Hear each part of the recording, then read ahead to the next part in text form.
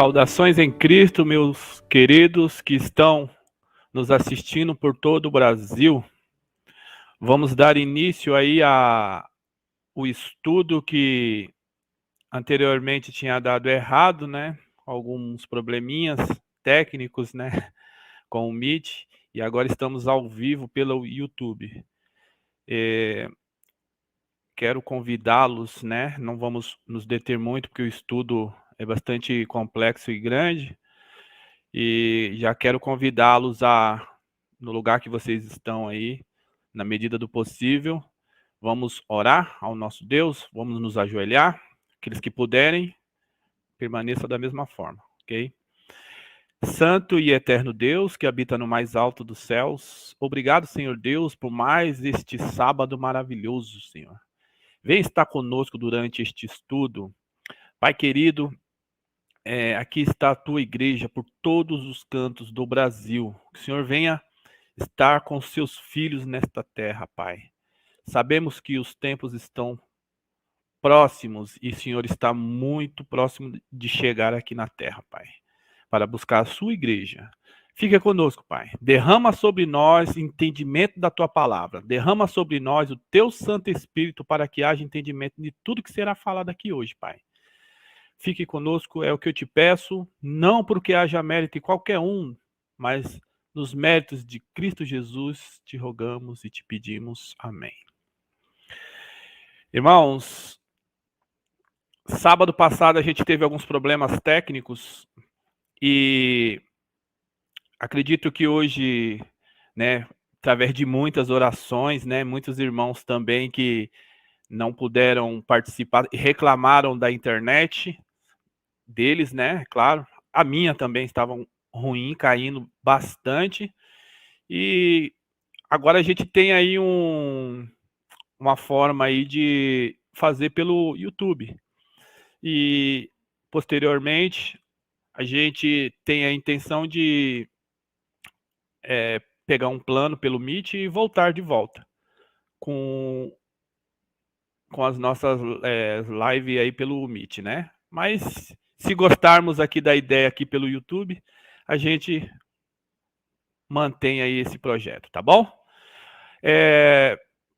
Sábado passado a gente falou sobre leis dominicais na linha profética. Deixa eu explicar para vocês a forma e o método que trabalhamos, né? Que eu praticamente faço meus estudos, ok? Por que eu coloquei na linha profética? Porque as coisas elas se repetem, né? O livro de Eclesiastes 1:9, que diz assim: o que foi, isso é o que há de ser. E o que se fez, isso se fará, de modo que não há nada de novo debaixo desse sol. Há alguma coisa de que possa se dizer, vê isto é novo? Já foi nos séculos passados, que foram antes de nós. Então, usando este método adotado aí por Guilherme Miller, né, que reviveu, que na realidade o próprio Cristo, ele usou este método de comparar e contrastar um tempo com o outro, né? Tanto que ele lá em Mateus 24, né? Ele diz assim como foi nos dias de Noé, assim também será na vinda do Filho do Homem. Então, Jesus ele nos adverte a comparar o tempo de Noé com o tempo de hoje. E, pasmem, o tempo é igual ao tempo de Noé, né? Comiam, bebiam e davam-se casamento. Então, as mesmas coisas que aconteciam naquela época se repete hoje de forma surpreendente, tá? Então, quando eu uso este método, não é um método novo, não é um método que eu estou passando, que eu copiei de algum movimento, não. Este é um método já adotado bíblico, né? Se você pegar Isaías 28, né? Um pouco aqui, um pouco ali, regra sobre regra. Então a gente vai ver que é tempo comparando com outro tempo. Não há nada de novo, ok? Vamos lá. Isaías 46, versos 9 e 10. ele diz assim: lembrai-vos das coisas passadas desde a antiguidade, que eu sou Deus e não há outro Deus, não há outro semelhante a mim, que anuncia o fim desde o princípio e desde a antiguidade as coisas que ainda não sucederam. Que digo, o meu conselho será firme e farei toda a minha vontade. Olha só que interessante, aqui na última parte aqui, ele fala assim que ele anuncia o fim desde o princípio. Então, Deus ele está falando para nós que não há nada de novo, né? E que ele anuncia o fim desde o princípio. Basta a gente pegar lá um período de tempo, né? E contrastar com o nosso tempo. A gente vai ver que a semelhança, não a igualdade, mas a semelhança dos fatos acontecem aí de forma surpreendente.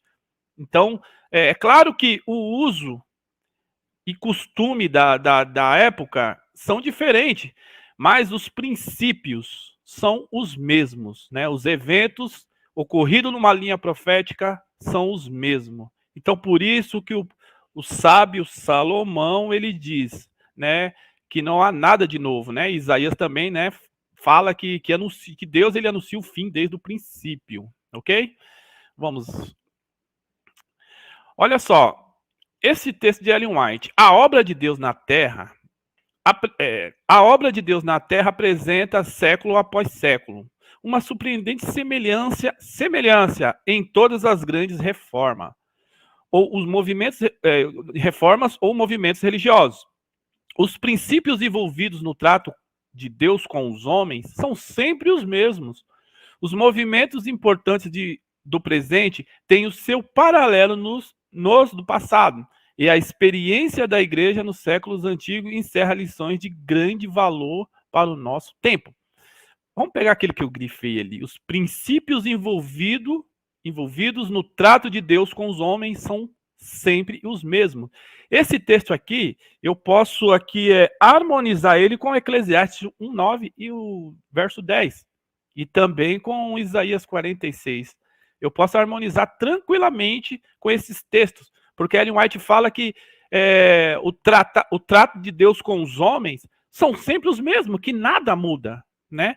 E existe um paralelo entre essas linhas de gerações nesses períodos. Então, não há nada de novo. A gente vê aí Ellen White harmonizada com os textos bíblicos, tá bom? Vamos lá.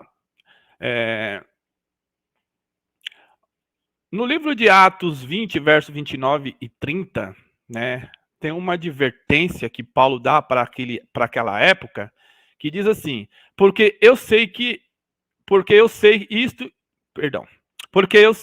que, depois da minha partida, entrarão no meio de vós lobos cruéis, que não pouparão o rebanho, e que dentre vós mesmos se levantarão homens que falarão coisas perversas para atraírem os discípulos após si.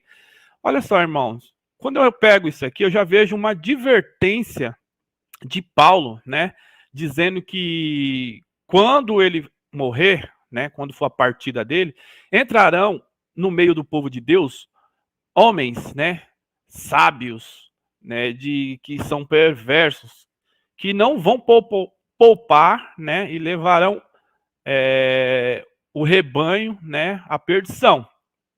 Este texto também, eu harmonizo ele com aquele texto de Ellen White, que eu acredito que vocês já conhecem, né? Que ela fala assim: digo-vos agora que quando eu repousar, grandes mudanças terão lugar. Não sei quando serei levada. Desejo avisar todos contra os ardis do diabo. Então, olha só como Ellen White harmoniza com os textos, né, da Bíblia. Da mesma forma que Paulo, ele adverte o pessoal daquela época ali, né, os irmãos daquela época, Ellen White também adverte a sua igreja na nossa época aqui, né, próximo da gente. Então, quando eu pego esses dois textos e coloco os dois juntos, eu vejo a semelhança dos textos, né, parecidos, que exatamente em um período o Paulo ele adverte a igreja naquele período, Ellen White também adverte a igreja no seu período, tá? E os dois estavam certos em advertir, porque infelizmente, né, livros de ordem diferente, o intelectualismo entrou dentro do seio da igreja, né? Em 1920 com Prescott, né? Era um dos pioneiros ali que era intelectual, entrou com uma nova filosofia dentro do seio da igreja, né? E acabou que levando a todos aí para um outro rumo. Mas enfim, vamos dar continuidade.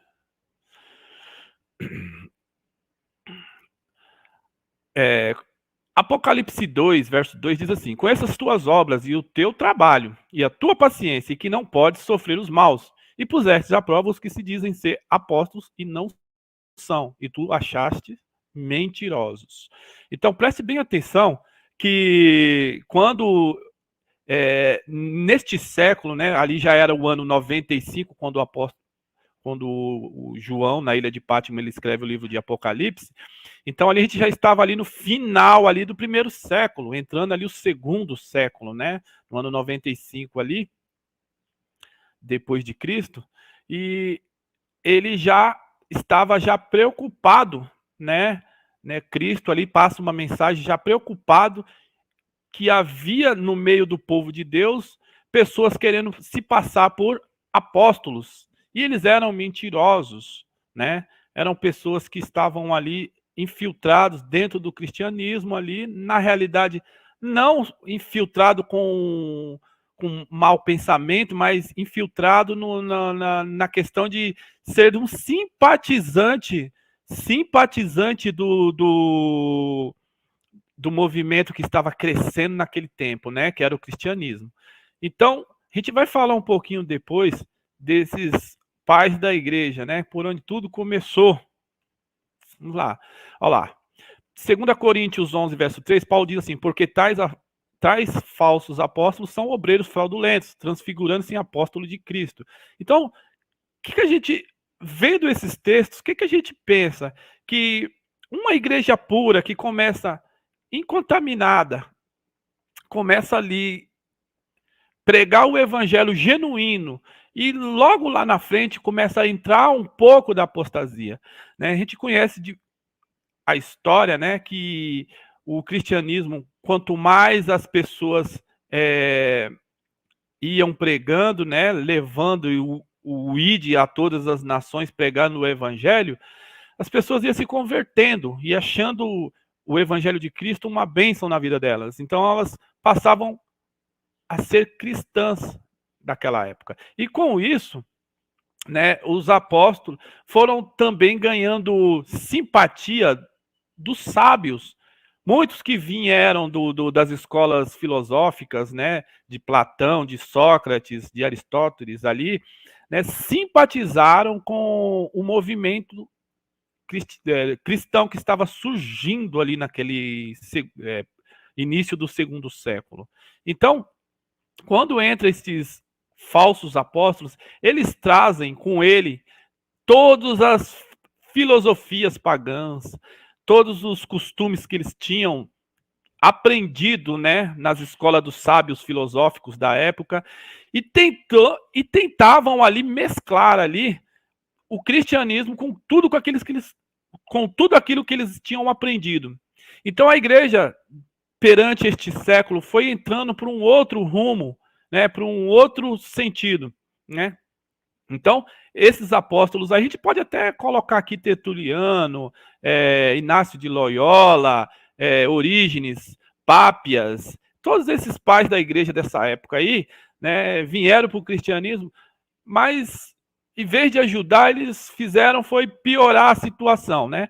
Não vou dizer que todos, né?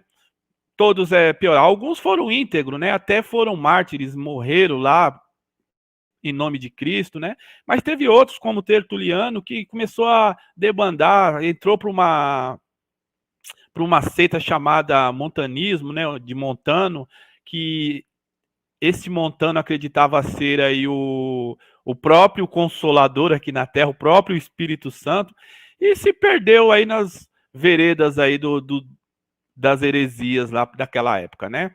Então, temos bastante documentos aí falando, né, de Tertuliano ter entrado por essa seita e debandado por essas veredas aí das heresias, e, enfim, esses eram os pais da igreja. Isso era o que Paulo temia, né, falou quando ele morresse, ia entrar esses novos conceitos aí intelectuais no cristianismo que ia acabar atrapalhando o cristianismo. E foi o que aconteceu, né? Por isso que hoje temos uma enxurrada, mas uma enxurrada de filosofia grega dentro do cristianismo, vindo exatamente desses pais da igreja aí, que a partir do segundo século ali, primeiro século ali, eles fizeram um grande papel ali e desempenharam ali o trabalho deles ali, né? Esses são os apóstolos fraudulentos que sugeriam, que tanto Paulo advertiu, né? E até mesmo João na ilha de Patmos também fala desses apóstolos, tá bom? Então, por que eu estou falando isso? Por que eu estou pegando estes textos? Porque vai dar exatamente na onde começa ali a questão do sábado, né? Da onde começa ali um outro bispo, né, que é chamado São Victor, é um Papa Victor, né? Ele começa a colocar ordem ali nos pais da igreja, começa ali a influenciar esses pais da igreja ali, mas a gente vai ver aqui no próximo slide. Olha ele aqui, ó. Vitor, né? Vitor I, né? É conhecido como o Papa da Igreja Católica. Vocês vão achar aí as informações dele na Wikipédia, vocês podem pesquisar direitinho lá, que vocês vão ver que tem mais coisas. Eu peguei só o ponto mais importante aqui, que é o que a gente vai dar início hoje, tá? Que é o percussor aí do sábado, de troca do sábado para o domingo, né? Olha só.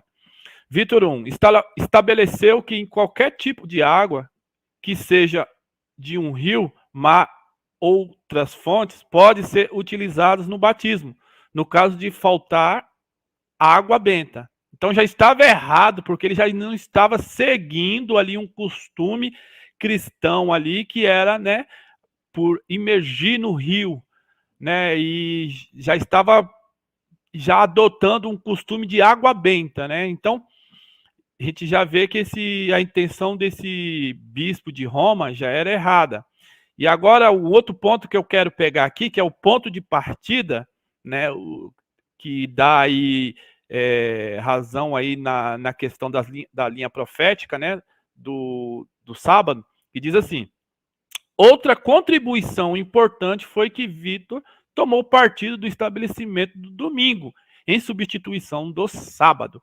Não só o domingo, mas ele também ele mudou algumas datas festivas da Páscoa, né? Que os judeus tinham uma data específica lá que eles faziam ali a sua Páscoa. Então esse Victor ele mudou a Páscoa, né? Colocou para o domingo. E também queria mudar o dia da guarda, que era o sábado, para o domingo. E celebrar tudo junto ali. Então, ele foi o precursor aí da primeira ordem dada, né? O interessante é que ele, depois, ele manda cartas, né, para os pais da igreja em todos os continentes e acaba sendo frustrado. Tá? Mas só para a gente pegar aqui o ponto aqui do primeiro decreto dominical, né? A primeira vontade aí de passar um decreto dominical aí já veio desde de 193 depois de Cristo com o Papa Victor, tá? Ele já tinha essa intenção. Então marquem bem aí, 193, né? Esse Papa Victor aí, ele teve já a primeira intenção de mudar o sábado para o domingo, tá? Ele escreveu uma carta, olha só, ele quem? O Papa Victor, né? Ele escreveu uma carta autoritária aos prelados asiáticos ordenados que imitassem o exemplo dos cristãos do Ocidente com relação ao tempo de celebrar a festa da Páscoa. Isto é, ordenado que celebrasse no domingo. Os asiáticos responderam a essa altiva requisição com destemido espírito de resolução, declarando que não iriam de forma alguma abandonar desta maneira os costumes que lhes foram transmitidos por seus antepassados, ou seja, os apóstolos, né? Eles não mudaram nada, mas o Papa Victor ele já queria mudar. Então, é claro que ele ia tomar uma repreensão. Após isso, o trovão de excomunhão começou a rugir.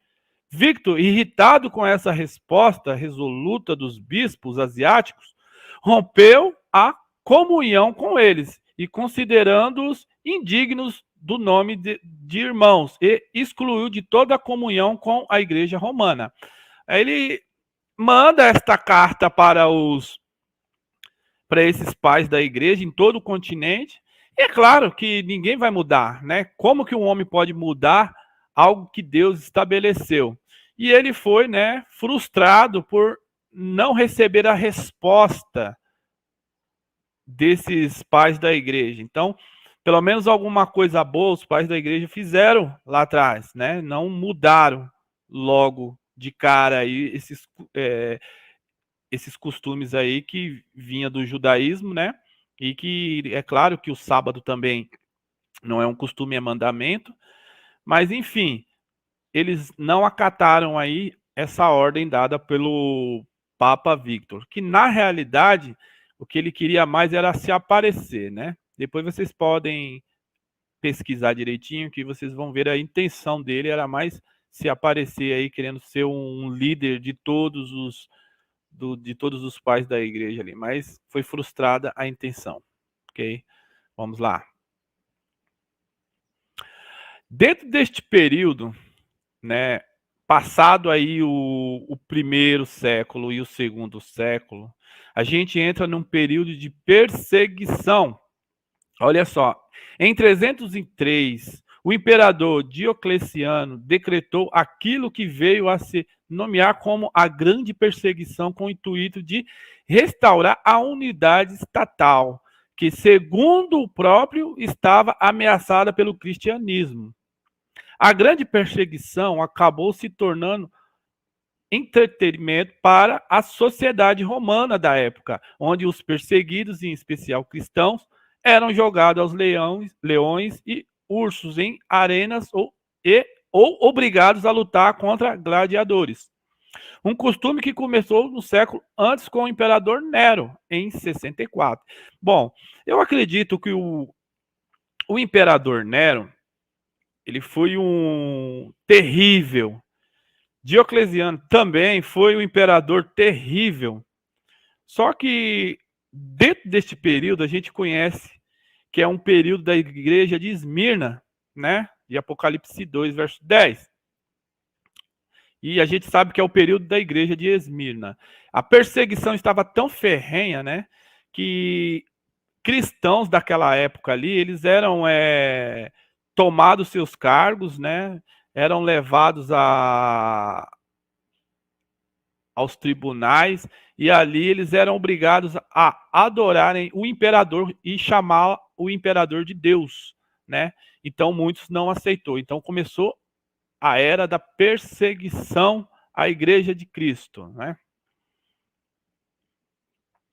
Além disso, Diocleciano ordenou que fosse demolida todas as igrejas cristãs, queimada as cópias da Bíblia, as autoridades eclesiásticas levadas à morte, cristão privado dos cargos públicos e direitos civis teriam que fazer sacrifício aos deuses pagãos sob a pena de morte, entre outros encargos. Diocleciano se aposentou em 305, deixando vago o cargo de imperador. Entre os postulantes ao cargo estava Constantino, e com a época com 25 anos. Então, o que acontece? Neste período de perseguição que a igreja estava seguindo, né? Por incrível que pareça, durou 10 anos. É algo que a gente vê a historiadores comentando, né, que foi um período de 10 anos de perseguição da igreja. sobre esses irmãos que sofreram, né? Se você pegar lá no livro de Apocalipse 2, verso 10, você vai ver que a perseguição era de 10 dias, mas a gente sabe que a gente transforma um dia por um ano, dá 10 anos de perseguição da igreja. Diocleciano, ele tinha 4 imperadores, né? Era Diocleciano, Galério, Maximiliano e Constâncio, claro, que era o pai de Constantino. E Galério era o instigador da perseguição, né? Diocleciano não era tão assim violento, né? Mas sendo influenciado por Galério, um outro imperador, ele fez com que essa perseguição fosse ferrenha aos cristãos daquela época, né? E por incrível que pareça, a igreja que tem aí uma saudação que é bem vista aos olhos de Deus são aqueles que morreram pelo nome de Cristo, né? Nessa perseguição, os mártires, né? São aqueles que estão clamando pelo sangue no altar, né? Até quando, Senhor? Lá, Apocalipse 6, verso ali 10.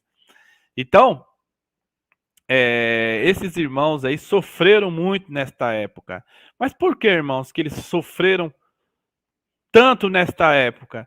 Porque após essa perseguição, logo de cara viria uma carta de liberdade religiosa, né? Constantino, ele sobe ao poder, né? Diocleciano, ele falece, morre, depois Constantino sobe ao poder, depois tem Magêncio também, que sobe ao poder do império, depois vem Licínio, e assim vai indo os imperadores, mas o majoritário mesmo ali, o que mandava mesmo ali era Diocleciano, e quem sobe ao poder depois é Constantino, ele acaba sendo o imperador máximo daquela época ali, né?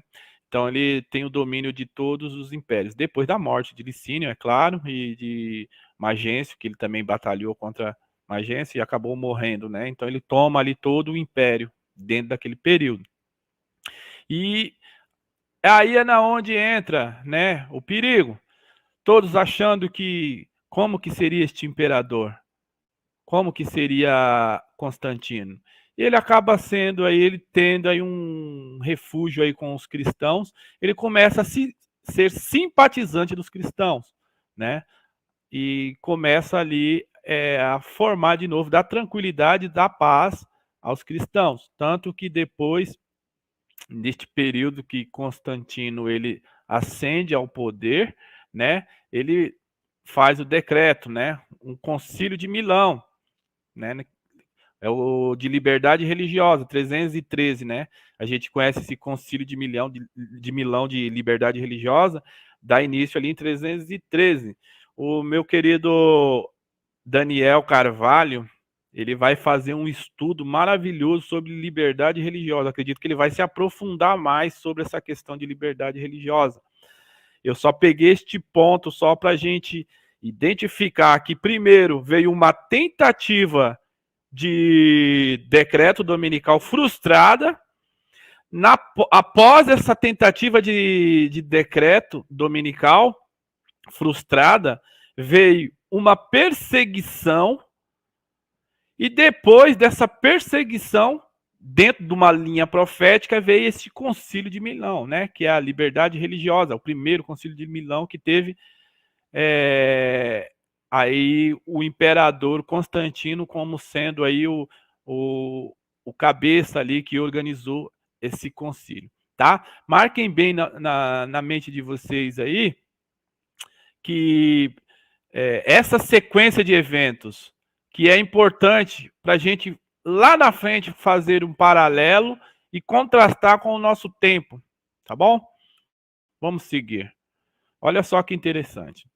O Edito de Milão, promulgado em 13 de junho de 313, foi um documento proclamatório no qual se determina que o Império Romano seria neutro em relação ao credo religioso, acabando oficialmente com toda a perseguição sancionada oficialmente, especialmente aos cristãos. Tal documento, publicado em forma de carta, transcreveu o acordo entre os tetrarcas, Constantino, imperador do Ocidente, e Licínio, imperador do Oriente. Ainda tinha esses dois imperadores, né, que estavam ainda no auge ali, que estavam juntos ali nesse concílio de Milão, né? Mais para frente a gente vai ver que Constantino, né, acaba matando aí, né, segundo os historiadores, matando seu seu concorrente ali para ele ser o majoritário, né, que é o Licínio, né? Faz ali uma aliança com a irmã dele, depois a irmã acho que o trai, depois ele também, aí essa vida de política aí sempre tem traições e pessoas que querem poder, gananciosas. Vamos lá. Olha só que interessante, né? Tem passado um bom tempo com o Papa Victor, né, frustrado com a tentativa do primeiro decreto dominical. Na sequência vem uma perseguição ferrenha pelo imperador Diocleciano. Depois veio aí uma tentativa com Constantino ascende ao poder e tenta fazer ali um decreto ali, né, um edito de Milão ali sobre liberdade religiosa, e começa tudo a parecer que está bom para os cristãos. Mas infelizmente, né, o inimigo ele mudou a estratégia. Ele viu que matando cristãos nas perseguições, isso mais aumentava o cristianismo do que diminuía, né? Então Satanás ele muda a intenção. Então ele começa agora a entrar dentro do seio do cristianismo e trazer teorias pagãs para dentro do cristianismo, né? E o que fez prosperou. Vamos lá. O primeiro decreto dominical da história, né? Como o estudo fala sobre leis dominicais na linha profética, este foi o primeiro decreto dominical da história, ok? Vamos estudar um pouquinho. A lei promulgada em 7 de março de 321 d.C., somente juízes, moradores de cidades e mecânicos deviam descansar no domingo. Os trabalhadores do campo estavam completamente livres para exercer suas atividades, mas isso não satisfez os dirigentes políticos das igrejas por muito tempo. Ou seja, né, neste período, em 7 de março, né, sempre é uma data, é um mês bem lembrado, né? Eu sei que tinha uma reunião para maio, né, e março também, sobre decreto dominical. Parece que eles gostam dessas aproximações de março, maio, né, novembro. Então, enfim, esta lei ela foi promulgada no 7 de março, 321, com Constantino, colocando definitivamente ali, né, acatando ali uma proposta dos pais da igreja da época ali, né, de colocar o domingo como o dia do Senhor, né? Mas isso foi informal, né? Não foi algo que as pessoas ficassem preocupadas. É dessa mesma forma que vai vir o decreto dominical para nós, no nosso tempo. Primeiro vai vir formal, irmãos. Depois que começar a vir as penas civis, depois começar a vir os decretos de morte, aí que o negócio vai ficar feio. Primeiro vem esse decreto informal. Não é algo para que as pessoas ficassem tão preocupadas, que lá na frente, sim, poderiam se preocupar, mas aqui, neste período, não, tá? Mas a gente vai ver as coisas ficarem feias dentro de uns pontos aqui, tá? Então, marquem bem aí, 321, decreto dominical ali, informal, foi lançado com Constantino. Vamos lá.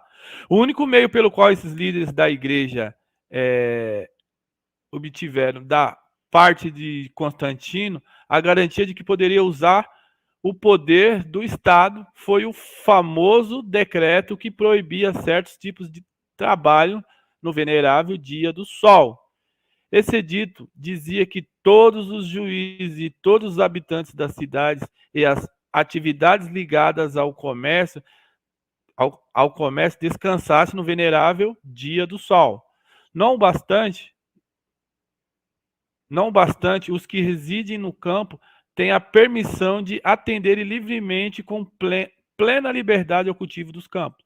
Então, assim, os que estavam na cidade, moravam na cidade, eles tinham que atender prontamente, né, isso, porque eram vistos por outras pessoas, né? Então acabavam que outras pessoas entregando eles. Olha, não está guardando o dia que o imperador colocou para guardar. Mas já as pessoas do campo, elas tinham acesso livre para fazer o seu cultivar, né, plantar, fazer toda ali os seus benefícios ali com a lavoura. Olha só, no ano 386 depois de Cristo, mediante uma lei datada de 386 depois de Cristo, aquelas antigas mudanças efetuadas pelo imperador Constantino foram mais rigorosamente impostas. Olha só, mais rigorosamente imposta. Prestem bem atenção que primeiro vem ali o informal ali. Não é tão preocupante. Mas já no ano de 386 depois de Cristo, né, 321 a 386, já começa a ser o quê? Já começa a ser penosas, né? Já começa a ser já obrigatório, né? Olha lá. Foram mais rigorosas impostas. Em geral, as transações civis de todo tipo foram estritamente proibidas aos domingos. Qualquer um que transgredisse essa lei devia ser considerada culpada de sacrilégio. Olha só, que as coisas elas já começam a ficar penosas, já começam a ficar já rigorosas, né? E a gente sabe que, é claro que não foi um período próximo um do outro, a gente tem uma boa distância de 321 a 386, né? Mas tudo isso veio por quem? Pelos religiosos da época, que não estavam satisfeitos porque muitos estavam levando aí, né, esse decreto de guardar o domingo, levando aí sem preocupação nenhuma, né? Mas ficou difícil naquela época, né? 386. Então, como as pessoas não estavam autorizadas a fazer nenhum tipo de trabalho, elas se entregavam ao divertimento. E como era de se esperar, os circos e teatros espalhados pelo império ficavam abarrotados a cada domingo. Olha só. Mas o objetivo da lei, desde a primeira decretada, era que o dia fosse usado para fins devocionais, para que as pessoas pudessem ir à igreja. Então, eles entenderam errado.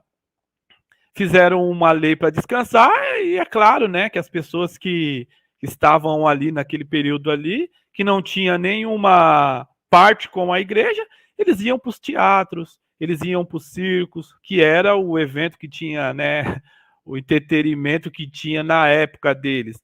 Então, o que que acontece? Frustrou mais uma vez aí os religiosos da época, os pais da igreja da época. E o que que aconteceu ali? Eles começaram a ficar preocupados. Precisamos colocar uma outra lei, né? No ano de 401, consequentemente, para cumprir esse objetivo, havia mais um passo a ser tomado.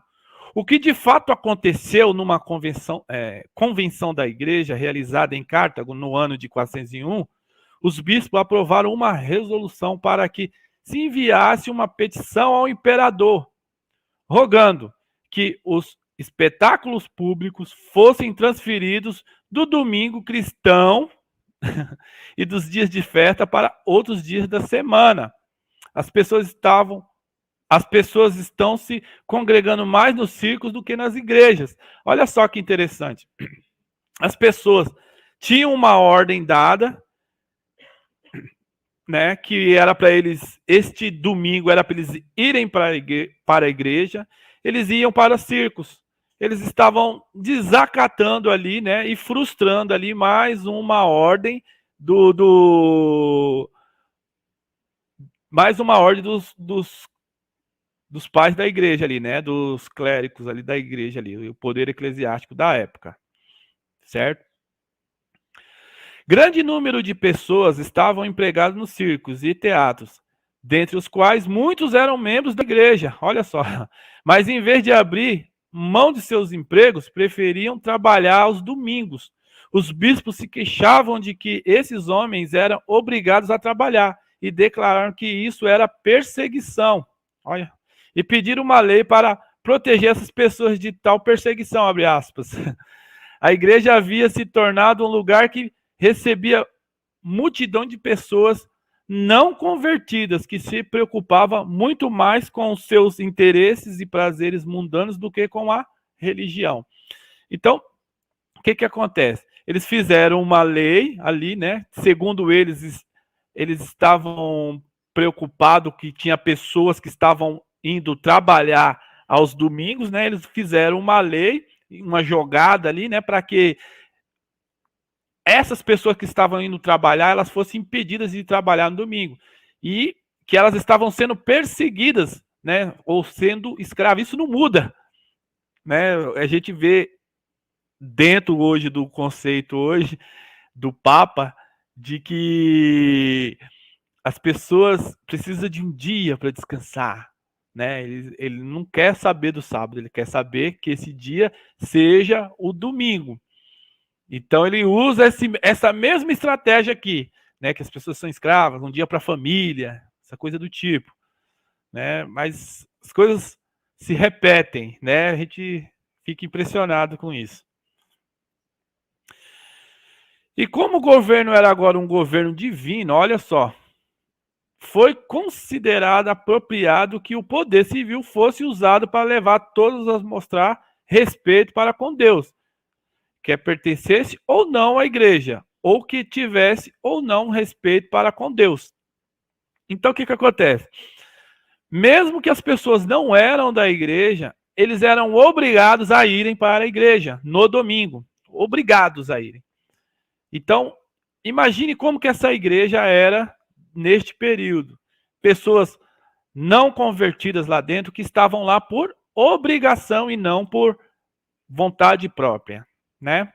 A gente vê aí a história, né, junto com a Bíblia, né? A história aí dando aí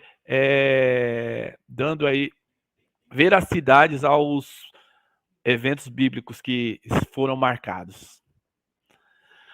No ano 425 depois de Cristo, a igreja não podia então tolerar qualquer concorrência. Ela desejava o monopólio e finalmente ela conseguiu. Essa petição da Convenção de Cartago não podia ser concedida de imediato, mas no ano de 425 a tão desejada lei foi aprovada e junto com ela veio a razão que foi apresentada para a primeira lei dominical da história. Ou seja, né? Quando eu falo a primeira lei que foi imposta, né, obrigatoriedade para as pessoas, né, guardarem o domingo, né, que aí o poder já religioso já estava com o poder civil na mão, ou então já estava conquistando o Estado ali para que ela dasse ali o seu, fazesse ali as suas vontades ali e o Estado acatasse, né? É necessário manter em mente, contudo, que a única maneira pela qual a devoção dos fiéis era perturbada por essas coisas era quando o circo e o teatro eram abertos no mesmo horário dos cultos da igreja. E os fiéis preferiam ir ao circo ou ao teatro, em vez de ir à igreja. E assim, sua devoção era perturbada. E, naturalmente, a única forma de manter a devoção de tais fiéis livre de toda perturbação era fechar os circos e os teatros na hora do culto. Dessa forma, e por esse meio, todo motivo que pudesse impedir alguém de ser devoto foi removido das pessoas. Então, logo em seguida, na próxima sentença, Nader afirma desse modo: a igreja recebeu ajuda do Estado para a execução dos seus objetivos. Então, olha só que interessante. A igreja ela não tinha um poder no tempo de Constantino. Ela não tinha ainda esse poder, porque o Estado era forte ainda, né? Os imperadores eram fortes ainda. Mas chega um ponto que os imperadores começam a acatar as ordens do papado. Então, começa a unir Estado e a igreja junto. Então, quando o Estado e a igreja se unem, não dá o que presta, porque eles começam a fazer penas civis, né? E começam ali a confiscar bens, começam a tomar imóveis de pessoas que não estão de acordo com eles naquela época. Essa declaração está correta. Constantino fez várias coisas para favorecer os bispos, deu-lhes dinheiro e favores políticos. Ele fez com que as suas decisões em casos controversos fossem tão definitivas como se fossem decisões de Jesus Cristo. Olha só. Contudo, apesar de ter feito muito civil para a igreja ainda, né? Mas lá na frente, já, né, no período da história da igreja, desse período, a igreja ela passa a ter domínio sobre o Estado. Então ela começa a criar leis civis e penas, né? A gente vai ver essa semelhança que vai acontecer no nosso tempo. Antes desse período, se alguém recorresse para o tribunal dos bispos e ficasse insatisfeito com a decisão, ele podia apelar para o magistrado civil, para o Estado, né? Esse edito eliminou essa fonte de apelação. Olha só, que aquele edito lá de Cartago de 425 eliminou, né, a apelação que eles tinham, né, de ser livres, de poder ir para onde eles quiserem, né? Ah, não quero ir para a Igreja Católica, quero ir para o teatro, quero ir para o circo. Então, as pessoas podiam reclamar, mas a partir desta época eles já não podiam mais reclamar. Ó, esse edito eliminou essa fonte de apelação. Todavia, não afetava todos, mas somente aqueles que voluntariamente escolhessem a arbitragem dos bispos. Mas no caso da lei dominical, foi concedido à igreja o poder para obrigar os que não pertenciam à igreja e não estavam sujeitos à jurisdição eclesiástica a obedecer aos mandamentos da igreja. Tá certo, né? Eu não faço parte de nenhuma denominação, não faço parte de nenhuma igreja. Por que a igreja quer me obrigar a fazer parte e até mesmo a seguir os costumes, né? Por isso que foi uma época de incredulidade da palavra de Deus dentro da igreja. Por quê? Porque pessoas eram obrigadas a fazer parte da igreja católica nesta época, né? Para guardar até mesmo o domingo. Aí a igreja aos domingos. No caso da lei dominical, foi concedido à igreja o controle do poder civil e de forma que, por meio dele, a igreja pudesse obrigar todos que não pertencessem a ela a agir como se pertencessem. Se vasculharmos inteiramente a história dos tempos de Constantino, ficará comprovado que ele jamais deu à igreja amplos poderes, exceto no que se diz respeito à lei dominical. A declaração de Nader é totalmente correta ao ele ressaltar que, deste modo, a igreja recebeu a ajuda do Estado para a execução dos seus objetivos. Então, Nader está até certo, porque dentro deste período, Constantino ele não dá poder, né? A única coisa que ele faz, Constantino faz, é estabelecer um dia de adoração, que era o domingo.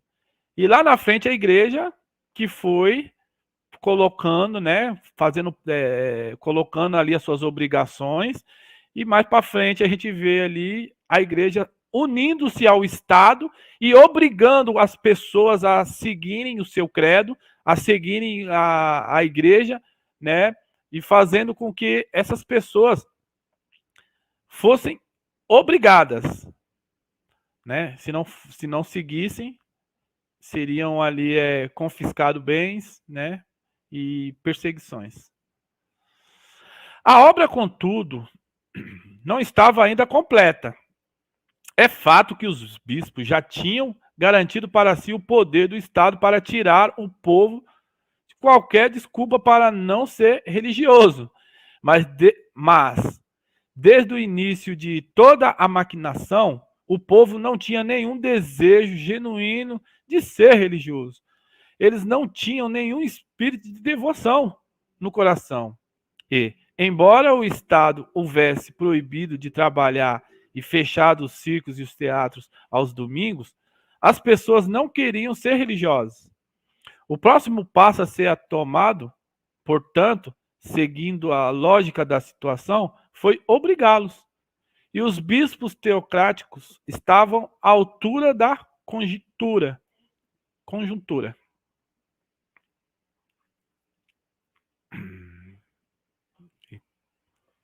Eu não consigo ler esse pedaço aqui.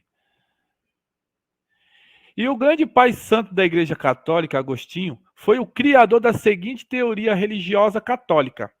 Ele escreveu: na verdade, é melhor levar os homens a servir a Deus através da instrução do que pelo medo da punição ou pela dor. Mas não é por esse primeiro método seja melhor que este último, mas não é porque esse primeiro método seja melhor que este último, que ele deve ser negligenciado. Muitos, frequentemente, devem ser trazidos de volta ao seu Senhor, como servos maus, através da vara do sofrimento temporal, antes de atingir o mais alto grau de desenvolvimento religioso. Olha só como que ele coloca, né? Agostinho entra em ação ali. Então ele já ele já faz um método, né, de servir pela punição, né, a instrução e pela punição, né, ou pela dor. Então, assim, se vocês não vierem, a gente vai punir vocês, né? A gente vai punir vocês. Agora, se vocês não vierem de qualquer forma, a gente vai colocar a punição pela dor e pelo medo, né? Então, ele tinha esse pensamento, Agostinho. Olha lá. Foi por meio de Agostinho, então, que foi a proposta e fundada uma teoria que continha somente de todo aquele sistema de despotismo espiritual de intolerância e perseguição, cujo fim foram os tribunais da Inquisição. A gente sabe que isso não ia funcionar. Dentro deste período, a Igreja Católica ela já fazia parte do Estado. Então, ela colocava, né, ordem para as pessoas. E muitos não quiseram. E foram perseguidos e foram mortos, né? A gente conhece a história dos 1260 anos, né? A partir de 538 até 1798, sabemos muito bem que a igreja ela teve uma inquisição ferrenha no seu povo dentro deste período. A história da Inquisição não passa do desdobramento histórico gerado por esta infame teoria de Agostinho. Contudo, essa teoria é tão somente a sequência lógica.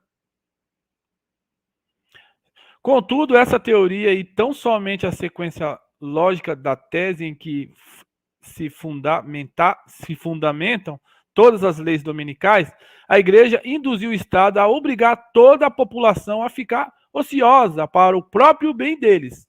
Em seguida, ficou constatado que todos estavam mais inclinados à impiedade. Então, para salvá-los de cair nas mãos do diabo, tentaram compelir todos a ir para o céu. O trabalho da Inquisição foi sempre fundamentado no amor pelas almas dos homens e para salvá-las do inferno. Então eles tinham esse pensamento, né, de preocupadas com as pessoas, né, pelo fogo do inferno. Eles acreditavam que nem que seja pela dor, pelo medo e pela imposição, essas pessoas têm que servir a Deus. Então eles eram totalmente contra a palavra de Deus, né? Não é pela força, mas só pelo Espírito de Cristo, né? Então as pessoas, eles esqueciam desse dito de Cristo, né? Que não é pela força, mas sim pelo seu Espírito, né? E queriam obrigar as pessoas a servirem a Cristo nesta época. Ele menciona então a primeira e a segunda leis dominicais de Constantino, a lei dominical de 386 depois de Cristo, a Convenção de Cartago e a Resolução e Petição de 401 depois de Cristo e a lei de 425 depois de Cristo, em resposta a essa petição. Em seguida, e sem qualquer interrupção e em referência direta àquelas leis dominicais, ele afirma: deste modo, a Igreja recebeu a ajuda do Estado para a execução dos seus objetivos. Ela iniciou essa jornada com a determinação de alcançar seus fins, e foi o que aconteceu. E foi deste modo que ela conseguiu. E após ter garantido o controle do poder do Estado, ela usou para atender os seus próprios objetivos e por meio de métodos despóticos próprios, conforme anunciado na teoria da Inquisitorial Agostinho. Inquisitorial Agostinho. Isso. Então aqui, irmãos, só para a gente findar aqui esta primeira parte, né? Temos aí o primeiro decreto dominical com Constantino. Tivemos um decreto dominical frustrado com o Papa Victor, né? Um concílio de liberdade religiosa em 313 em Milão, né? E dentro deste período aqui conseguimos ver, dentro dessas datas aqui, 386, 321, 386, 401 e 425 aqui, leis dominicais dentro de um período que culminou com uma perseguição ferrenha ao povo de Deus, né? Uns foram levados até os tribunais e outros foram levados à morte por não aceitarem ali o papel ali do papado em passar ali as suas leis, tá? Então, se a gente pega este período aqui mencionado aqui da igreja traçando uma linha profética dentro desses períodos, a gente consegue ver aí leis dominicais ali sendo colocadas dentro destes períodos aí, tá bom? Agora, a gente vai para a segunda parte, na onde a gente vai falar um pouquinho da Constituição dos Estados Unidos da América, né? Então, quando a gente... Thomas Jefferson, George Washington e Benjamin Franklin, né? Dentro desse período também, tem aquele navio, né, o Mayflower, que chegou também da Inglaterra e veio trazer essas pessoas para ali se abrigarem, né? E dentro deste período, a gente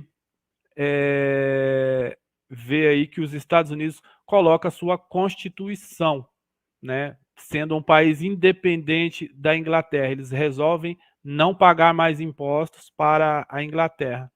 Então, aí eles criaram assim, a Constituição dos Estados Unidos.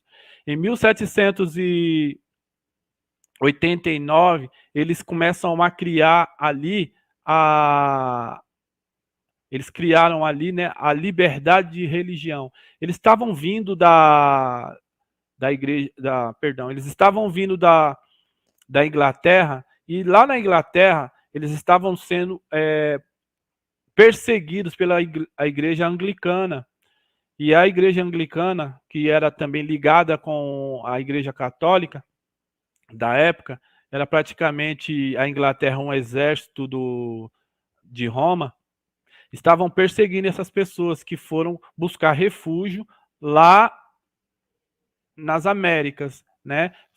A igreja neste período, tá certo? Então, quando a gente pega este ponto aqui, a gente vê que 1776 a igreja, os Estados Unidos da América, ele se fez independente da Inglaterra, tá?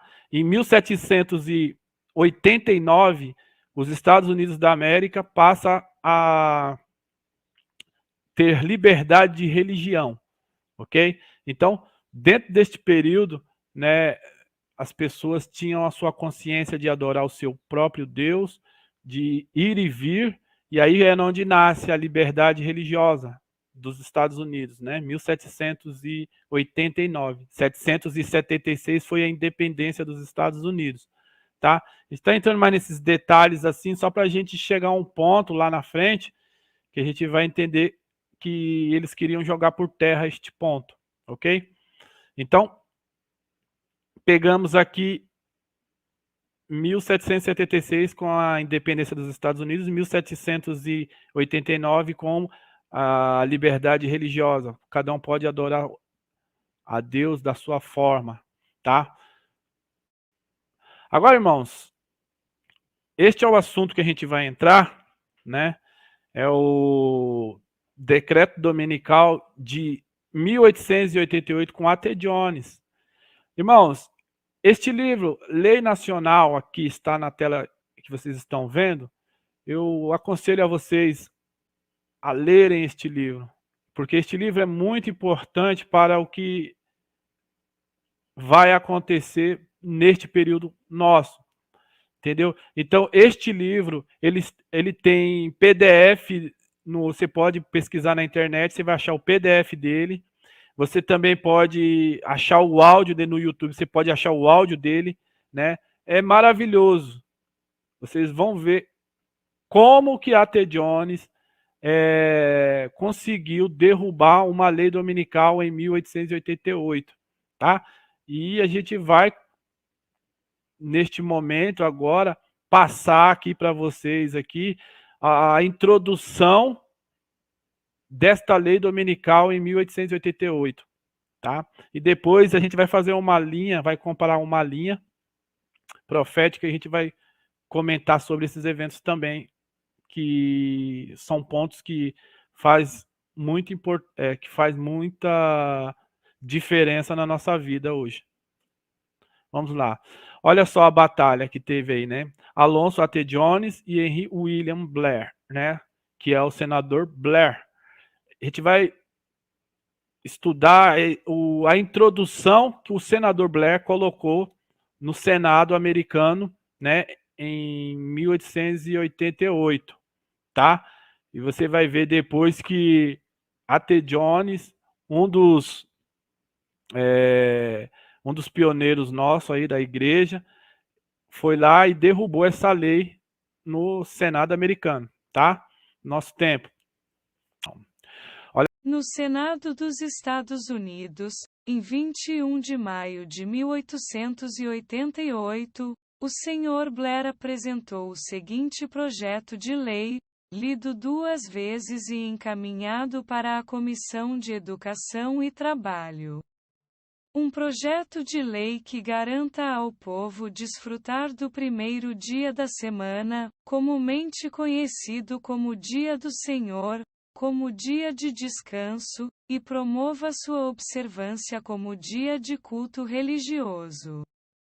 Que seja decretado pelo Senado e pela Câmara dos Deputados que nenhuma pessoa ou corporação, ou agente, servidor ou empregado de qualquer pessoa ou corporação exercerá ou autorizará a execução de qualquer trabalho secular, empreendimento ou negócios para a perturbação de outros. Com exceção de obras de necessidade, de misericórdia e humanitárias, nenhuma pessoa deverá se envolver em qualquer tipo de brincadeiras, jogos, diversões ou recreações para a perturbação de outros no primeiro dia da semana, comumente conhecido como Dia do Senhor, ou durante qualquer parte dele, em qualquer território, distrito, embarcação ou lugar sujeito à exclusiva jurisdição dos Estados Unidos. Não deverá ser permitido a qualquer pessoa ou empresa receber pagamentos por trabalhos ou serviços realizados ou prestados em violação a esta seção. Seção 2. Nenhuma correspondência ou material de correio deverá ser doravante transportada em tempo de paz por qualquer rota postal terrestre, nenhuma entrega postal deverá ser recebida, classificada, manuseada ou entregue durante qualquer parte do primeiro dia da semana, exceto nos casos em que alguma carta estiver relacionada com obras de necessidade, misericórdia ou referente a questões de saúde, vida ou falecimento de qualquer pessoa. Nessas circunstâncias, a justificativa deverá estar claramente expressa no exterior do envelope. E o chefe dos Correios deverá providenciar o transporte de tal carta. Seção 3. Que a atividade de comércio entre os estados e com as tribos indígenas, não sendo obras de necessidade, misericórdia ou humanitárias, mediante transporte de bens ou pessoas por terra ou água, passíveis de perturbar o povo de desfrutar o primeiro dia da semana, ou qualquer parte dele, como dia de descanso do trabalho, exceção feita às obras de necessidade, misericórdia ou humanitárias, ou de interferir em sua observância como dia de culto religioso, seja proibida. E qualquer pessoa ou empresa, ou agente ou empregado de qualquer pessoa ou corporação, que intencionalmente violar esta seção, será punido com multa de no mínimo $10 e no máximo $1.000. E qualquer trabalho exercido na atividade de tal comércio proibido será considerado ilegal, e nenhuma compensação financeira será reavida ou paga pelo mesmo. Seção 4. Que sejam proibidos. No primeiro dia da semana, todos os exercícios militares e navais, inspeções e desfiles, fora do tempo de serviço ativo ou de imediata preparação para ele, realizados por soldados, marinheiros, fuzileiros navais ou cadetes dos Estados Unidos, exceto convocações destinadas a garantir a observância devida e ordenada de serviços religiosos. Nenhum tipo de trabalho desnecessário será realizado ou permitido no serviço militar ou naval dos Estados Unidos no Dia do Senhor. Seção 5.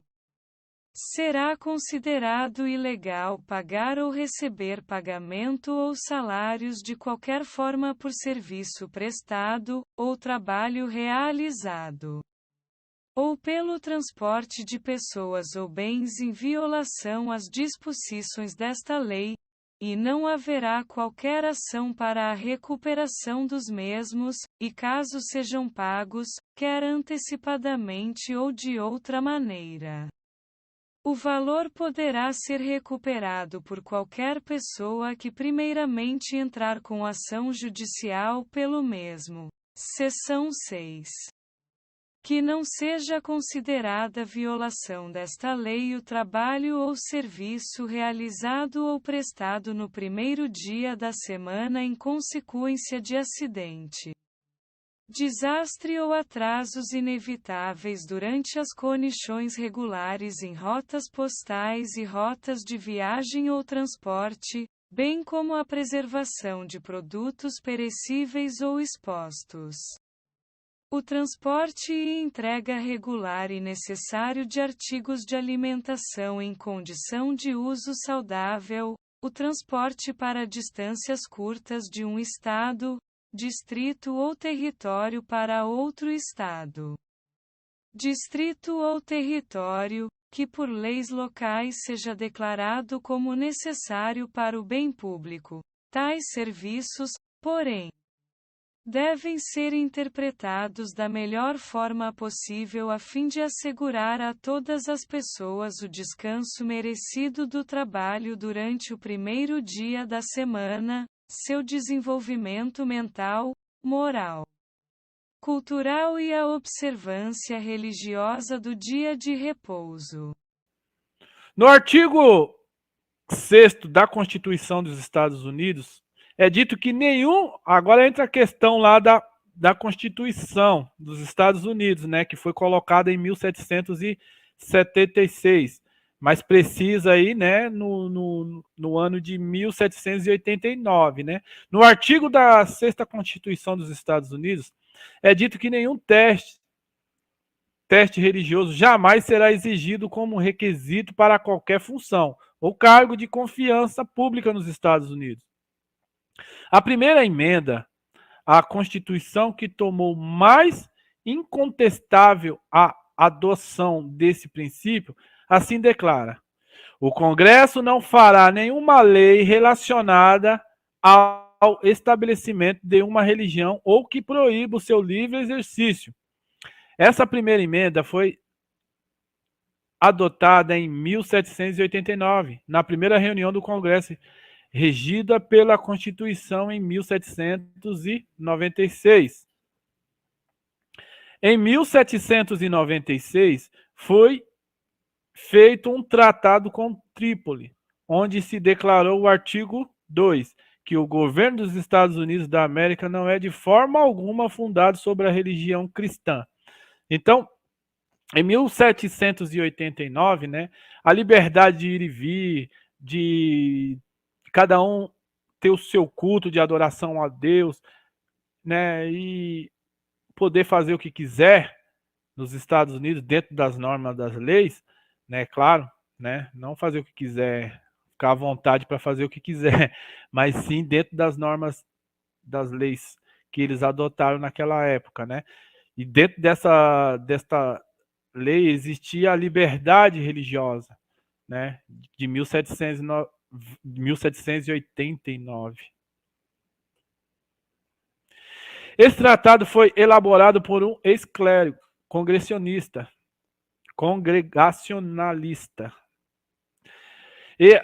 e assinado pelo presidente Washington. Não foi por desrespeito à religião ou ao cristianismo que essa cláusula foram concluídas na Constituição, ou que esta última foi inserida no trato.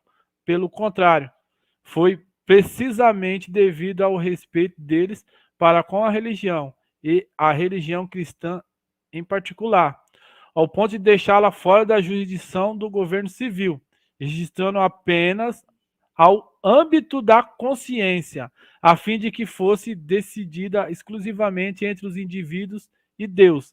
Esse fato foi tão bem enunciado pelo Sr. Bancroft em seu livro História da Constituição dos Estados Unidos. Então, né, já existia essa lei no Senado americano, mas só que eles queriam derrubar este argumento. Eles não queriam obedecer o que eles colocaram lá atrás, né? Anulando o Estado e a Igreja, porque eles já sabiam que isso iria dar mal, não ia dar bom para os Estados Unidos, porque eles já vinham de uma perseguição do Estado, né? Porque eles não queriam aceitar as normas da igreja. Então eles não queriam entrar nessa de novo.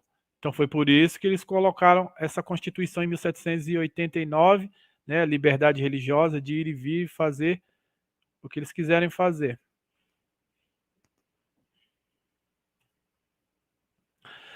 Olha só, irmãos, esta foi a norma adotada pelo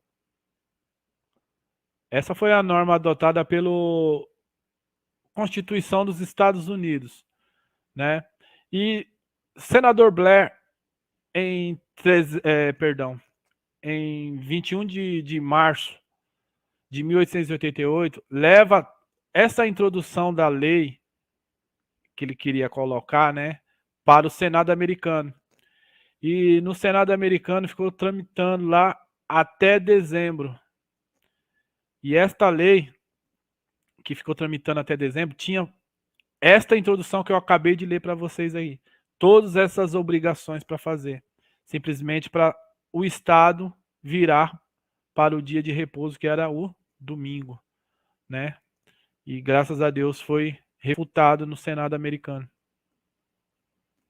Agora vamos a um texto da senhora White.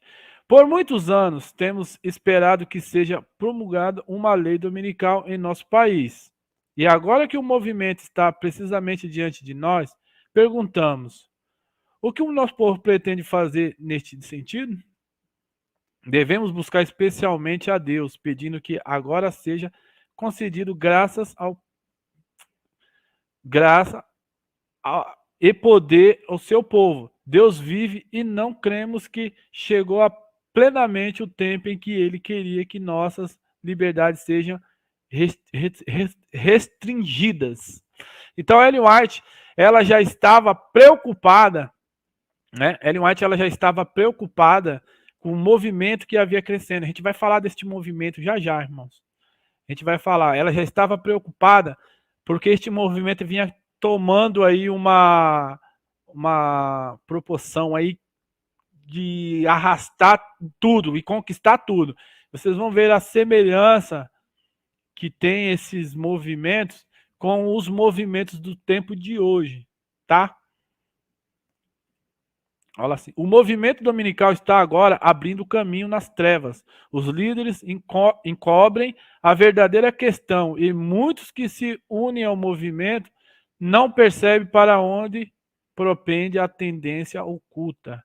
Então, estes movimentos que hoje temos aí no nosso meio, né, todos eles estão ligados em um só pensamento, tá? Depois vocês vão ver como que as coisas não mudam, né? Tanto de um período para o outro período. É só comparar e contrastar um período com o outro. Satanás dá sua interpretação aos eventos, e os homens pensam como ele quer que façam, que as calamidades que enchem a terra constituem um resultado da transgressão do domingo, tensionando aplacar a ira de Deus a esses homens influentes, fazem leis impondo a observância do domingo. É o que está acontecendo hoje, né? Que homens de saber, inteligentes, aí eles estão atribuindo, não sei se os irmãos estão acompanhando, eu acredito que sim, todos nós estamos acompanhando esses acontecimentos de agora, né, na onde eles estão atribuindo, né, o clima, né, o clima como sendo aí um período de que o mundo está envelhecendo, né, a Terra está precisando de um dia de descanso. Então, esses homens de sabedoria do nosso tempo, eles estão pedindo para um dia de descanso. Mas se isso é tão controverso que um dia só não vai fazer diferença, né? Na realidade, não faz diferença. se é realmente, se existe mesmo aí uma questão climática aí mesmo, né, que um dia só não vai fazer diferença. Mas a gente sabe que o que está por detrás disso não é o dia em si, sim é um papado, né? É isso que a gente sabe muito bem o que está por vir. Aqui tem a questão climática, né, que vocês já já estudaram, já sabem, né, a COP 26 aí que vão passar aí agora, né, neste ano aí. A gente vai estudar. Aqui tem uma pessoa com a placa solar, um tá plantando, né? O outro aqui tá andando de bicicleta, né? E todas essas aqui são igrejas, né? São empresas que estão aí apoiando, né, a questão climática. E sabemos que o clima, acredito eu, ser o percursor aí do decreto dominical, né? A desculpa que o papado precisava para estabelecer aí o decreto dominical, tá? Mas é claro que a gente tem que aguardar e saber quando vai ser o desfecho dessas coisas. Mas acredito eu que seja aí o clima aí a desculpa aí, né? O percursor aí do decreto dominical, que está para vir aí praticamente aí no nosso tempo. O estudo é esse aqui, mas eu vou fazer um resumo de tudo que a gente falou aqui, para a gente não esquecer, né? Contido dentro dessa linha profética. É a forma de como eu trabalho. É bem difícil trabalhar com slide e com PowerPoint, né? A gente trabalha mais com lousa e com linha profética ali, a gente coloca ali os eventos ali. Mas a gente faz da medida do possível aqui para que a gente consiga aí passar alguns estudos para os irmãos. Olha só, temos aqui o período aqui. A gente tem aqui o período aqui de 193. Aqui a gente tem a primeira ordem, né, o decreto dominical, a ordem dada do primeiro decreto dominical aqui com o Papa Victor, que foi frustrada, né? Não vingou, né? Em 313 aqui a gente tem o Concílio de Milão, ok? Temos aí o Concílio de Milão aqui, em 303 aqui, 13, né? Na onde ali fizeram ali a liberdade religiosa ali, ok? 321 a gente tem o primeiro decreto dominical com Constantino, né? Eu até coloquei esse solzinho aqui para representar o dia do sol, né? Decreto dominical 321. 386 aqui a gente tem pena civil, na onde aqueles que desacatassem, desobedecessem à guarda do domingo, ali eles eram tomados ali para colocar aqui uma advertência. 386. 401 a gente tem uma perseguição, né? 425 a gente tem o decreto de morte e a Inquisição ali, né? Muitas pessoas começaram a morrer aqui neste período de 425. 1776 a gente tem aqui a independência dos Estados Unidos da América, né? É quando os Estados Unidos da América proclamou a sua independência. Em 1789 a gente tem a carta escrita a liberdade religiosa, né? Agora aqui a gente vai entrar num ponto aqui, irmãos. 1863. 1863 aqui foi quando surgiu a Igreja Adventista do Sétimo Dia. Por incrível que pareça, quando surge a igreja aqui em 1863, também surgiu aqui, né, a Associação da Reforma Nacional. Lembra que eu falei para vocês que este é um período aqui onde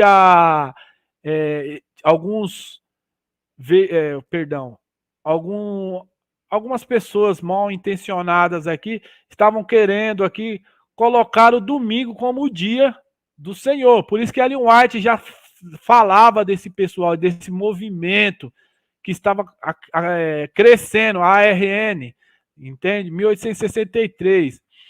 E olha agora, de 1882, aqui, Essa ARN aqui, ela tinha sido frustrada, né? Antes de 1863, eles levantaram aqui 1829. A gente pode colocar aqui 1829 aqui, que eles tinham levantado aí uma questão de o Estado estar junto com a igreja e até mesmo um dia de descanso, melhor, que foi derrubada, né?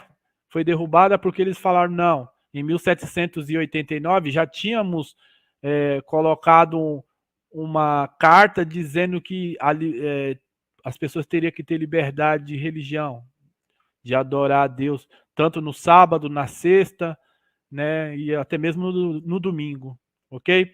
Então, em 1863, surge a ARN, que é a Associação da Reforma Nacional. Esse aqui era um movimento, irmãos. Isso, 1863 foi um movimento que surgiu para colocar o domingo como dia do Senhor também, né? Surge a Igreja Adventista do Sétimo Dia nessa data de 1863, também surge aí este movimento. E este movimento, ele assusta Ellen White. Ellen White fala desses movimentos, como a gente acabou de ler, Ellen White ela fala desse movimento, que estava próximo deles. E por incrível que pareça, esse movimento aqui da Associação da Reforma Nacional, eles conseguem mandar uma carta para todo o Senado americano para aprovar uma lei dominical nacional. E eles foram também, dentro deste período aí, né, eles foram também aí derrubados, né? Não conseguiram. O que eles fizeram? O que a ARN fez? Associação da Reforma Nacional. Eles foram, né, nos estados pequenos, Califórnia, né? E por incrível que pareça, irmãos, acredite, eles não conseguiram uma lei nacional, né, para todos os estados ali unidos ali, né, da América, não conseguiram pegar uma lei nacional, mas conseguiram alguns estados, a Califórnia, né, e outros estados que conseguiram, né, eles conseguiram com esses estados. E nesses estados aqui, em 1882 aqui, não sei se vocês estão acompanhando aí a prisão de William White, né? Quem era William White? Era o filho da irmã White. Ele estava trabalhando com Wagner Pye, né? O Wagner Pye na Pacific Press. Eles estavam trabalhando no domingo. Acredite, irmãos, 1882, o Wagner Pye e o William White, e até mesmo o Edson White, eles foram presos. Eles foram presos. E juntamente com ele, depois vocês podem ler naquele livro, tá? Aquele livro mostra tudo, irmãos. Juntamente com eles, em 1882, diversos adventistas foram presos. Vocês vão ver que já aconteceu uma lei dominical, né, estadual, no caso, né, não era nacional, mas era estadual, né, e na Califórnia existia essa lei dominical, né, tanto é que a Pacific Press, esse filho da irmã White e o Wagner Paz, eles trabalhavam lá, e Edson também, né, Edson White também trabalhavam lá, e eles foram presos. E vários adventistas do sétimo dia foram presos nos estados que tinha essa lei dominical, que eu acredito que, né, foi derrubada, ou hoje não vale mais, né? Não era uma pena civil se pegassem, mas no estado da Califórnia ela foi levada a sério, tanto que os filhos de Ellen White, né, e o Wagner Pye foram presos. E por incrível que pareça, o Partido Republicano que estava nesta época aqui dominando o Senado americano, né, e dominando lá, eles deixaram perderam o poder deles e entraram os democratas neste período aqui. E por incrível que pareça, irmãos, a gente demoniza tudo. A gente, o Partido Democrata. foi por intermédio do Partido Democrata aqui, dentro desse período, que libertou, que quebrou esta lei, né?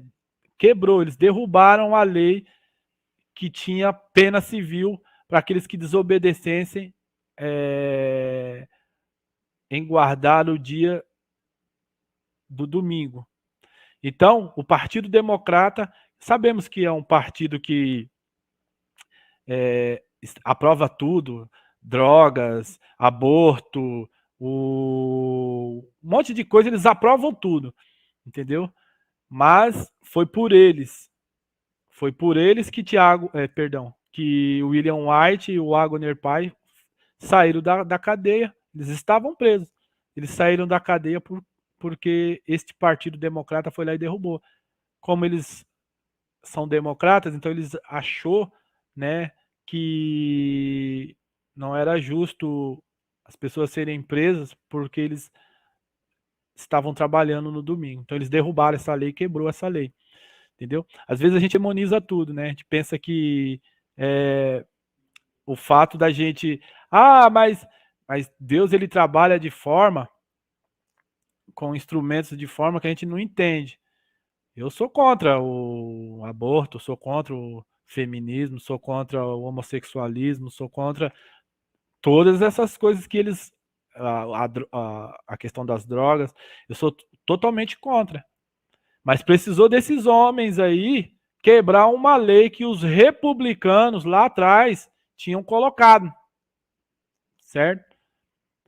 Aí hoje a gente vê. É claro que eu acredito, assim, eu espero e eu acredito que a lei dominical venha por um partido republicano. Mas se não vir por um partido republicano e vir por um democrata, não vai interferir em nada. Porque a gente sabe que hoje está tudo corrompido, entendeu? Às vezes a gente pensa assim, mas esse é um partido que ajuda a família. Tá, se eu não fosse adventista, tudo bem, até entenderia que esse partido é bom, ajuda a família. Mas esse mesmo partido republicano, direita, né, que a gente coloca hoje, esse mesmo partido de direita é o mesmo partido que vai colocar a lei dominical achando que é algo para beneficiar a família. Entendeu? Algo que vai beneficiar os cristãos. E não é, irmãos. Vai prejudicar os adventistas do sétimo dia. Outras religiões não vão prejudicar, mas os adventistas do sétimo dia eles vão ser prejudicados, porque eles vão colocar aí um decreto dominical, um dia de adoração, e a gente sabe que este partido de direita, todos eles acreditam como domingo como dia do Senhor. Ok? Vocês sabem disso, né? Então, não caiam nessa aí de que, o partido A e o partido B, todos são ruins. Todos os partidos são ruins. A gente não tem que levantar a bandeira partido da direita e nem para o partido da esquerda. Partido da esquerda a gente sabe que liberam tudo. E o partido da direita, lá na frente, eles vão derrubar aí o adventista do sétimo dia, colocando um dia de descanso como domingo. Para outras religiões vai estar ótimo, mas para os adventistas vai estar? Pensem nisso, tá? Vamos lá. Então, a gente não pode estar levantando bandeira para a direita e nem para a esquerda. Vamos lá. Ok. Olha aqui, prisão de William White, já falamos. 1887, a UTF, União de Temperança Feminina. Olha só que interessante. Dentro deste período também, tinha um movimento, né, de feminista, que estava ali junto com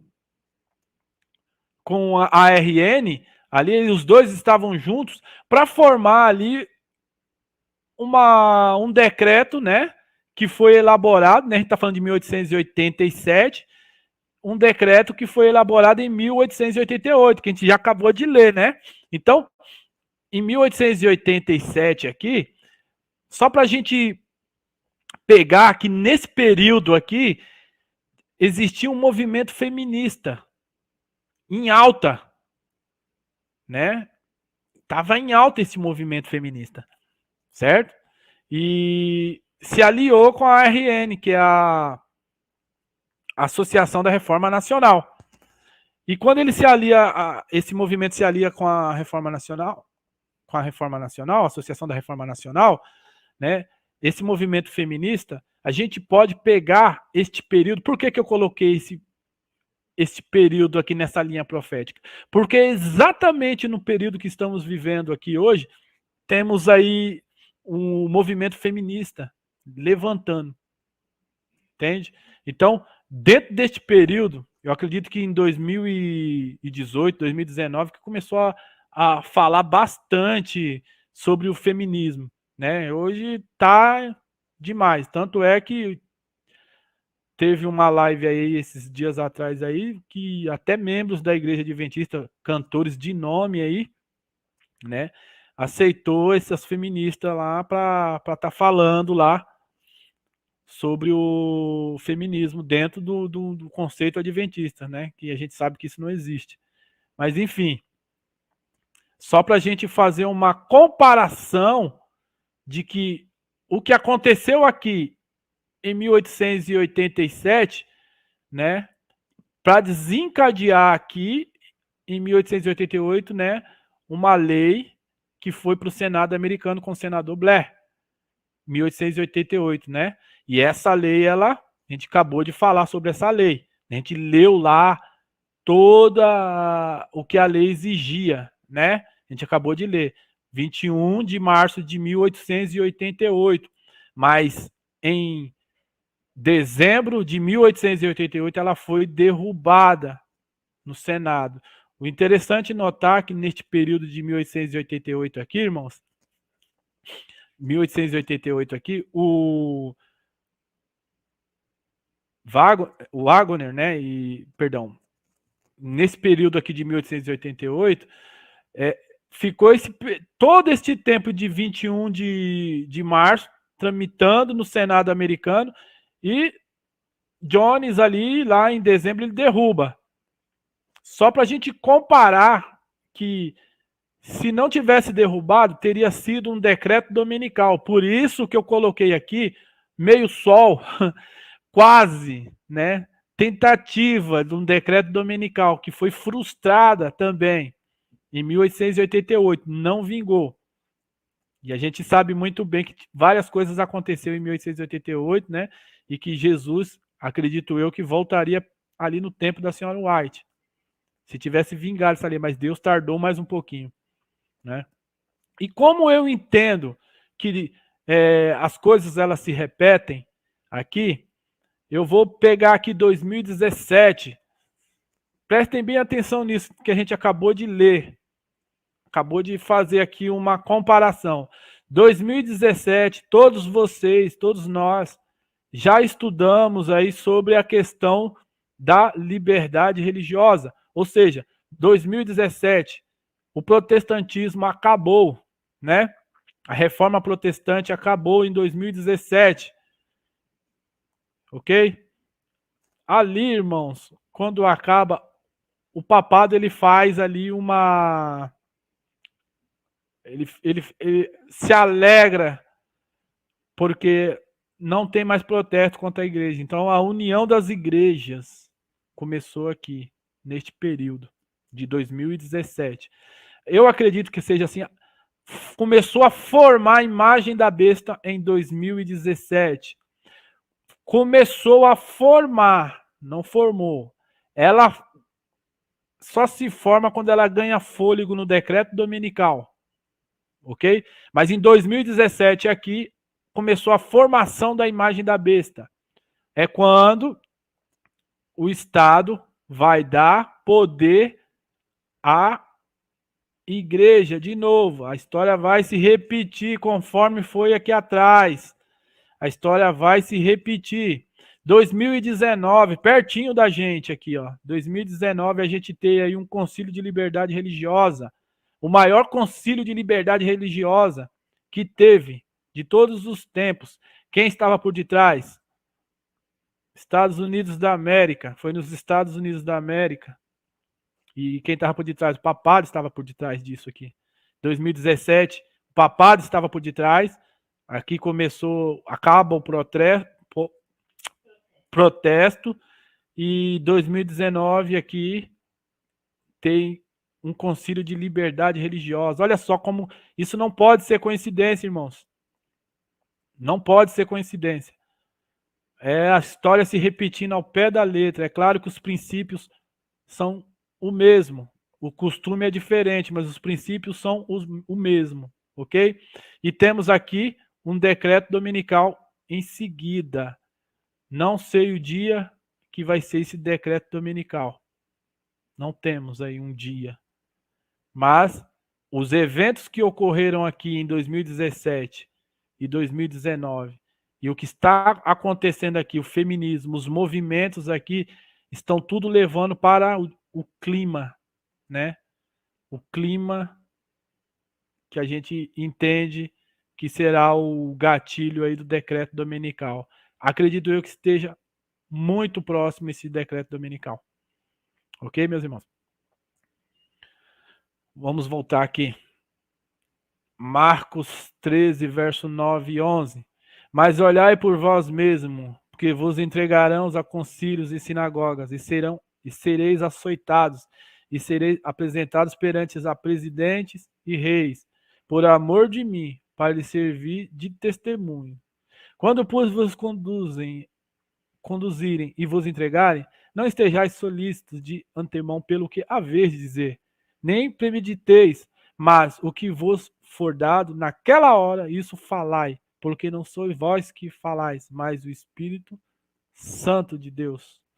Então, irmãos, eu quero terminar o estudo com vocês com aquela linha aqui. Eu vou deixar esse estudo, depois eu vou colocar no grupo para vocês. Passem esse estudo no grupo que vocês forem. Adverte o povo. Mostre para o povo que não há nada de novo e que as coisas se repetem linha sobre linha, regra sobre regra. Então, não há nada de novo, ok? As coisas se repetem. Que Deus nos abençoe grandemente. Obrigado, Senhor, por mais esse sábado maravilhoso. Vem estar conosco, Senhor Deus, durante este dia maravilhoso. E tudo que falarmos aqui seja para a honra e glória do teu santo nome, Senhor Deus. Que através desses eventos, né, na linha profética, conseguimos ver que as coisas estão acontecendo embaixo dos nossos olhos, Pai. Que o Senhor nos ajude a enxergar essas coisas. Derrama sobre nós o teu Santo Espírito. Fique com cada um aqui, Senhor Deus. É o que eu te peço, não porque haja mérito, mas somente nos méritos de Cristo Jesus. Amém, Senhor.